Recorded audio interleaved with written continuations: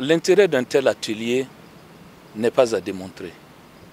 Et sous plusieurs angles, vous aurez constaté à travers la présentation donc des principaux résultats qu'il a été précédé à une évaluation des caractéristiques agro-hydro-agricoles et climatiques de la saison 2022 et que cet exercice a permis de mesurer la fiabilité donc, des prévisions qui ont été faites.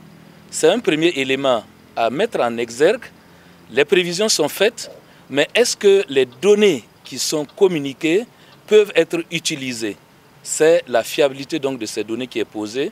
Et je voudrais donc remercier les différents acteurs qui sont intervenus dans ce dossier pour mettre de telles informations fiables à la disposition donc, des utilisateurs. Le deuxième élément, c'est la communication des prévisions pour l'année 2023 et l'on peut se réjouir que ces prévisions nous indiquent des tendances excédentaires à normales surtout et que par rapport donc aux prévisions qui sont faites, et ça c'est l'intérêt des prévisions qui rejoint les missions donc de l'ANAM, savoir quelles sont les tendances prévues pour l'année 2023 permet à tous les utilisateurs de pouvoir prendre les mesures qui s'imposent, soit pour pallier aux déficits hydriques qui peuvent s'observer, soit pour prendre les mesures qui permettent d'atténuer les effets donc, des inondations. Globalement, pour le contenu des prévisions, pour notre pays, nous avons plus de chances d'avoir une saison pluvieuse excédentaire à tendance normale. Cela veut dire que ce que nous prévoyons, ce sont des cumuls pluviométriques qui pourront être au-dessus de la moyenne, c'est-à-dire la moyenne des 30 dernières années.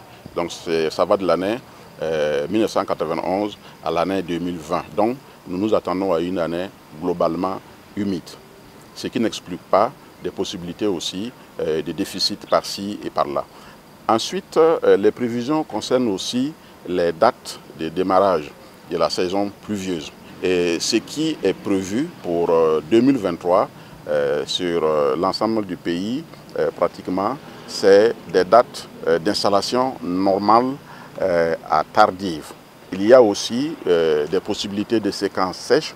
Cela veut dire qu'au cours de la saison pluvieuse, il peut arriver qu'on fasse des jours, voire des semaines sans pluie. Et cela aussi fait l'objet de prévisions. Et on a trouvé que ces séquences sèches également peuvent avoir des durées moyennes à longues.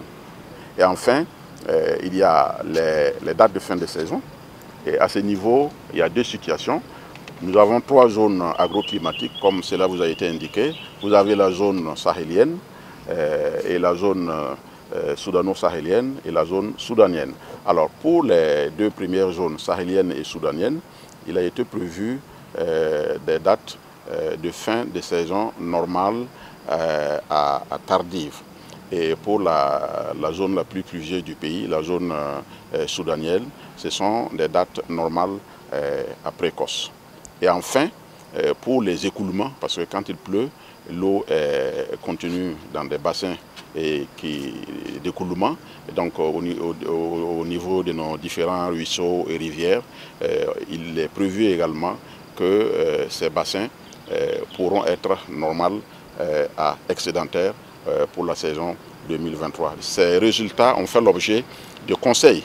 Si ces précipitations tombent dans des intervalles de temps très rapprochés, cela peut donner lieu à des inondations. Donc il y a des conseils, comment se comporter en situation d'inondation. Et comme il a été également prévu des séquences sèches, nous pouvons avoir donc, des problèmes liés à ces séquences sèches et des conseils également ont été donnés dans ce sens-là, non seulement pour les producteurs, mais aussi au niveau de la population pour les dispositions à prendre en matière de santé parce que le climat a un impact également pour la santé.